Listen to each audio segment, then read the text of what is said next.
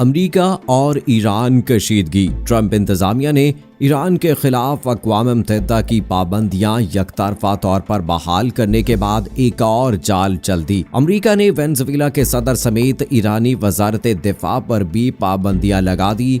जो ईरान की हिमायत करेगा उसके खिलाफ कार्रवाई की जाएगी। माइक पोम्पियो अमरीकी धमकियों का मुंह तोड़ जवाब देंगे, ईरानी सदर का ऐलान। मजीद जानिए इस वीडियो में। बिस्मिल्लाहिर्रहमानिर्रहीम। अस्सलाम वालेकुम दोस्तों, नई वीडियो में खुशामदीद। दोस्तों, ईरान और अमरीका के माबैन कशीदगी एक बार फिर उरूज पर। अमरीका ने एक बार फिर ईरान पर दबाव डालने के लिए नए सिरे से पाबंदियों का ऐलान कर दिया। आखिर अमरीका करना क्या चाहता है और ईरान पर लगाई जाने वाली इन पाबंदियों से अमरीका ईरान कशीदगी किस सिमत में जाएगी, ये सब और इस हवाले से तमाम तर तफसीलात जानने के लिए इस वीडियो को आखिर तक जरूर देखिएगा। और अगर आपने अभी तक हमारा चैनल अपनी दुनिया टीवी सब्सक्राइब नहीं किया है तो अभी सब्सक्राइब करें, साथ में बेल आइकॉन को जरूर प्रेस करें ताकि लेटेस्ट अपलोड होने वाली हमारी वीडियोस का नोटिफिकेशन आपको बर वक्त मिलता रहे। वीडियो को लाइक करें, शेयर करें अपने दोस्तों के साथ। कमेंट बॉक्स में पाकिस्तान जिंदाबाद, पाक फौज जिंदाबाद,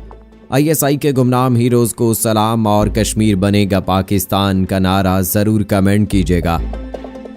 दोस्तों, अमेरिका और ईरान के माबैन कशीदगी ने तब जोर पकड़ा जब अक़वाम मुत्तहिदा ने अमेरिका के ईरान पर पाबंदियां बहाल करने के मुतालबे को मुस्तरद कर दिया। अमेरिका को ये बात बर्दाश्त ना हुई और उसने शिकस्त की इसी आग में आज से कुछ रोज पहले एक मरतबा फिर ईरान के 2 इदारों, इंटेलिजेंस एजेंसी और मुतअद्दिद अफराद पर पाबंदियां आयद कर दी थीं। अमरीकी हुकाम की जानिब से इस्लामी जमहूरिया ईरान को इंसानी हकूक और आलमी साइबर सिक्योरिटी के लिए खतरा करार दिया गया। अमरीका ने एग्जीक्यूटिव ऑर्डर 13,553 के तहत साइबर नेटवर्क में शामिल 47 ईरानी अफराद और इदारों पर पाबंदियां आयद। इदारों में एक फ्रंट नामी कंपनी है जबकि दूसरा राना इंटेलिजेंस है। अमेरिका की जानिब से लगाई जाने वाली इन पाबंदियों की ईरान ने सख्त अल्फाज में मजम्मत की और उसे महज अमेरिका की चाल करार दिया। लेकिन अमेरिका ने महज यहाँ तक ही सब्र नहीं किया। अब की बार अमेरिका ने एक बार फिर ईरान पर भारी मिकदार में पाबंदियां आयद कर दी। ज़राए के मुताबिक अमेरिका ने ईरान पर अक़वाम मुत्तहिदा की पाबंदियां दोबारा से लगाने के ऐलान के बाद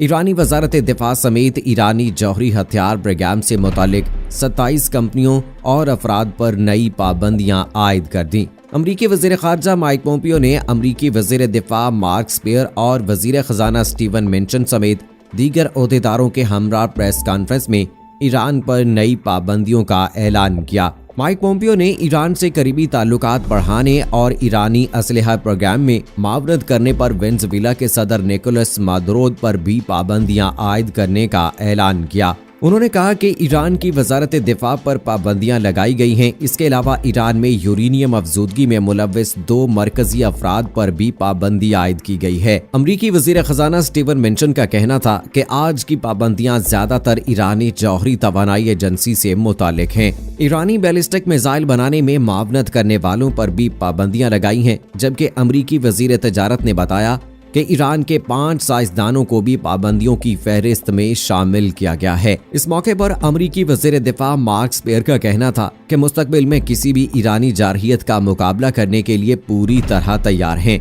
अमरीकी नुमाइंदा बराए अक़वाम मुत्तहिदा कैली क्राफ्ट ने अक़वाम मुत्तहिदा की तमाम रुकन ममालिक की जानिब से भी ईरान पर दोबारा से पाबंदियां आयद करने की उम्मीद जाहिर की। दोस्तों, यहाँ आपको ये भी याद करवाते चलें कि गुज़श्ता रोज अमरीका ने ईरान के खिलाफ 2015 के जौहरी मुआहिदे के तहत मुअत्तल की गई तमाम बैनुल अक़वामी पाबंदियां यकतरफा तौर पर बहाल कर दी थीं। अमरीकी वज़ीर ख़ारजा माइक पोम्पियो ने यकतरफा तौर पर ईरान के खिलाफ अक़वाम मुत्तहिदा की पाबंदियां दोबारा आयद करने का ऐलान करते हुए धमकी दी थी कि पाबंदियों के खिलाफ वर्जी करने वाले मुल्कों के खिलाफ कार्रवाई की जाएगी। माइक पोम्पियो के मुताबिक पाबंदियों में ईरान पर असलहे की फरोख्त की मुस्तकिल पाबंदी भी शामिल है। अमरीकी वज़ीर ख़ारजा ने ईरान के खिलाफ पाबंदियों को आलमी अमन और तहफ़्फ़ुज़ की जानिब एक कदम करार दिया है और कहा है कि अमरीका अक़वाम मुत्तहिदा के इन रुकन मुल्कों के खिलाफ भी कार्रवाई करेगा जो इनकी पाबंदियों की पासदारी नहीं करेगा। अमरीकी ऐलान पर ईरानी सदर हसन रूहानी ने अपने रद्द-ए-अमल में कहा है कि अमरीकी दबाव के आगे नहीं झुकेंगे और अमरीकी धमकियों का मुंह तोड़ जवाब देंगे। अमरीका को अपने इक़दाम पर यकीनी शिकस्त और आलमी बरादरी के मनफी रद्द-ए-अमल का सामना होगा। हसन रूहानी ने कहा कि सलामती कौंसिल के अरकान अमरीकी फैसले के खिलाफ मुज़ाहमत करें।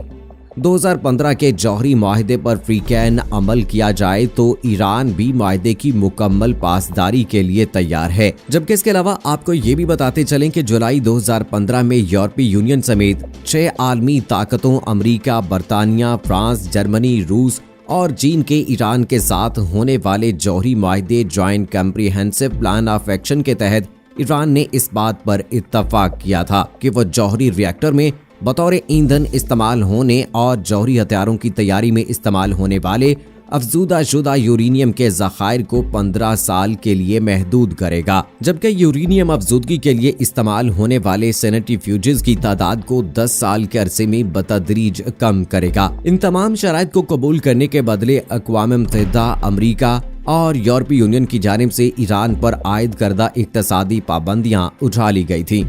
ताहम अमरीका ने मई 2018 में ईरान के साथ किए गए जौहरी माहदे से दस्तबरदारी का ऐलान करते हुए ईरान पर अपने तौर पर मुआशी पाबंदियां आयद कर दी थीं। दोस्तों, अमेरिका की जानिब से लगाई जाने वाली इन ताज़ा तरीन पाबंदियों से एक बात तो साफ है कि अमेरिका ईरान से ताल्लुकात बहाल करने का कोई मूड नहीं रखता, जबकि ईरान ने भी अपने जवाब से वाज़ेह कर दिया है कि वो भी किसी सूरत अमेरिका के साथ बैठना पसंद नहीं करेगा। लेकिन यहाँ गौरतलब बात यह है कि आखिर अमेरिका को ईरान पर लगाई जाने वाली इन पाबंदियों से क्या फायदा होगा, अब ये तो आने वाला वक्त ही बताएगा।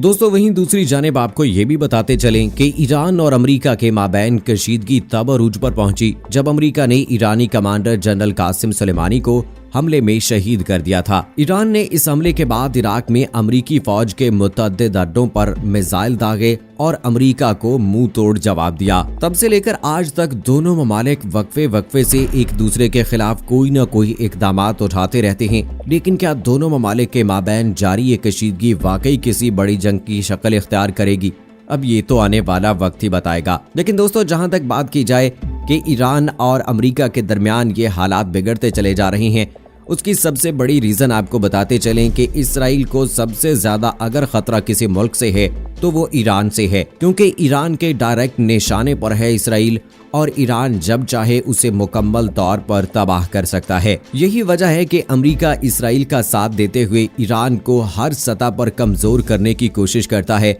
और वो चाहता है कि किसी भी तरह से ये एटमी ताकत ना बन पाए, क्योंकि अगर ऐसा होता है तो इसराइल के लिए और ज्यादा मसाइल बढ़ जाएंगे और यही मसाइल अमेरिका के लिए भी होंगे। यही वजह है कि कुछ अर्सा पहले हमने देखा कि सऊदी अरब की ऑयल तनसीबात पर अमेरिका ने खुद से हमला करवाकर ये बात कह दी कि ये ईरान ने हमला किया है, लेकिन सऊदी अरब ने बड़ी अक्लमंदी का सबूत देते हुए डायरेक्टली ईरान को इसका जिम्मेदार नहीं ठहराया। अमेरिका ने अपनी जानिब से कोशिश की, लेकिन उसमें उसे कामयाबी नहीं मिली। लेकिन दूसरी जानिब अगर देखा जाए तो इसराइल के साथ मिलकर अमेरिका मुसलमान ममालिक को और दूसरे ममालिक को, जिनमें चाइना और कुछ ममालिक शामिल हैं, उनको कमजोर करने की भरपूर कोशिश कर रहा है कि कहीं वो भी सुपर पावर न बन जाएं। तो दोस्तों, इस हवाले से आपकी क्या राय है? आप अपनी राय का इजहार कमेंट बॉक्स में जरूर कीजिएगा। मुझे अगली वीडियो तक इजाजत दीजिए। फी अमानिल्लाह।